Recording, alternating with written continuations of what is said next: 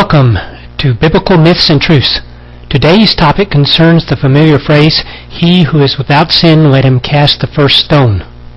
The truth in question revolves around the following verse, John chapter 8, verse 7. So when they continued asking him, that is, talking about Jesus, he lifted up himself and said unto them, "He that is without sin among you, let him first cast a stone at her." What is the popular meaning of this? Don't be a hypocrite. No one is perfect, so you have no right telling another they are sinful when you yourself are. Don't cast stones. Is this interpretation a biblical myth or truth? To give you an overview of the story in John chapter 8, the Pharisees brought a woman caught in the act of adultery to Jesus and said to him, "The law says she should be stoned to death. What do you say, Jesus?" Jesus made the cast the first stone statement. The Pharisees left because of their consciences. Jesus told the woman she was free to go. What was the reason the scribes and the Pharisees brought the woman to Jesus? John chapter 8 verse 6 says they wanted to entrap him. But how could they entrap Jesus?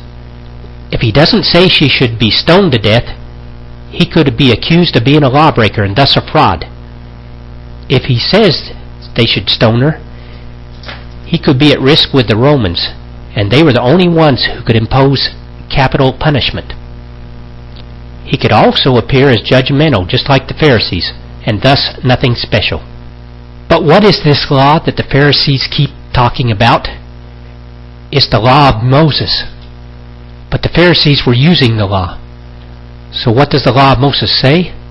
In Leviticus 20:10 it says anybody guilty of committing adultery should be put to death. But it also says in Deuteronomy chapter 19 verse 17 that there should be judges and a trial. The law says it must be a fair trial. To guarantee this, in Deuteronomy 19 verse 18, the judge must diligently interrogate the witness to determine if the witness is a false witness or not. Because if the witness is a false witness, it says in the very next verse, Deuteronomy 19 verse 19, that the false witness would receive the same punishment as the accused. In this case, the false witness would be stoned to death instead of the accused.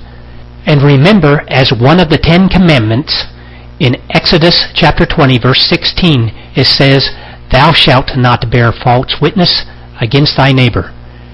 This is a very serious offense in God's eyes. Trials involving adultery require 2 defendants, 2 accused. In Leviticus chapter 20 verse 10 it says not only the woman who is involved in the adultery, but the man also should be brought to trial. For when the trial was for an offense that was worthy of the death penalty, the law required at least 2 eyewitnesses just for a safeguard. That can be found in Deuteronomy chapter 17 verse 6. So when Jesus said to cast the first stone at her, was he saying that someone should just pick up a stone and start stoning? The law says in Deuteronomy chapter 17 verse 7, "The hands of the witnesses shall be first upon him to put him to death," that's the accused, "and afterward the hands of all the people." It is very important to understand what this verse is saying if we are to understand casting first stones. This verse is saying that the eyewitnesses were to begin the execution. Since the mode of execution was stoning in this particular incident, the eyewitnesses would be the first to throw stones. Casting stones is not a metaphor, it is literal. In summary, when Jesus asked for someone to cast stones, he was obeying the law by calling for a trial and asking witnesses to come forward.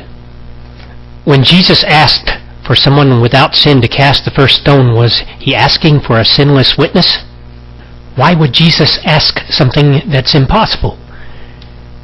In Romans 3:10, it says that there's nobody righteous, no, not one. So nobody could be sinless. If Jesus was asking for a sinless person, being sinless is not part of the law. It's not part of the requirement for being a witness. The Pharisees could catch him on that one. Also, some of the Pharisees thought that they were sinless. They could easily have stepped forward to start stoning. Jesus was asking for a witness that was blameless concerning this incident. So why does the Bible say they were convicted by their own conscience? Remember Deuteronomy 19:18 and Deuteronomy 19:19? If the witnesses were not blameless, they would be deemed false witnesses. They could be stoned to death. But how could Jesus prove they were false witnesses? The missing man, this is the smoking gun. To conduct a fair trial, Jesus would ask for the adulterer, that would be the woman's partner, to be brought forth, according to Leviticus chapter 20, verse 10. Otherwise, it could be ruled a mistrial. If the witnesses failed to produce him, the woman could have revealed him. The Pharisees most likely did not want that to happen. They probably cut a deal with him. Remember, it was a setup.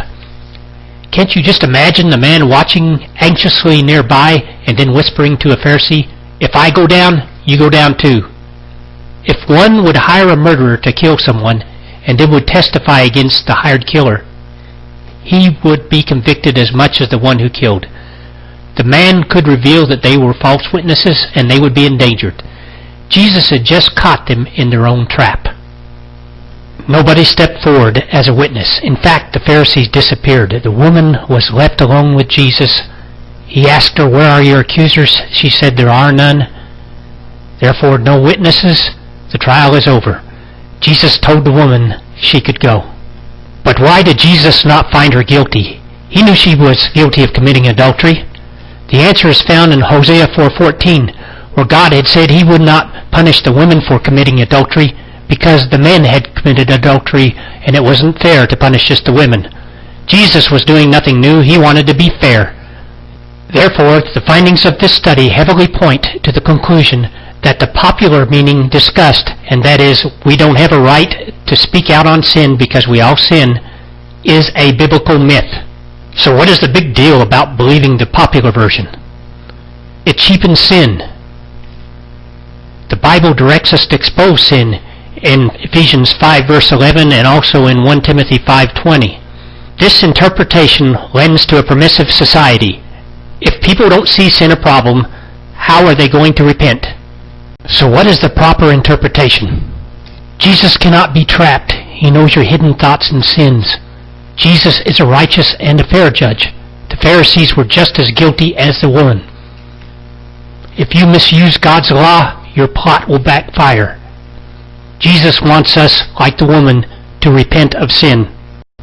Remember, the eyewitnesses must be honest, and they will be the first ones to cast stones at the convicted. God bless you and thank you for listening. I would like to leave you with this. John 14:6 says that Jesus is the only way to heaven. God bless you.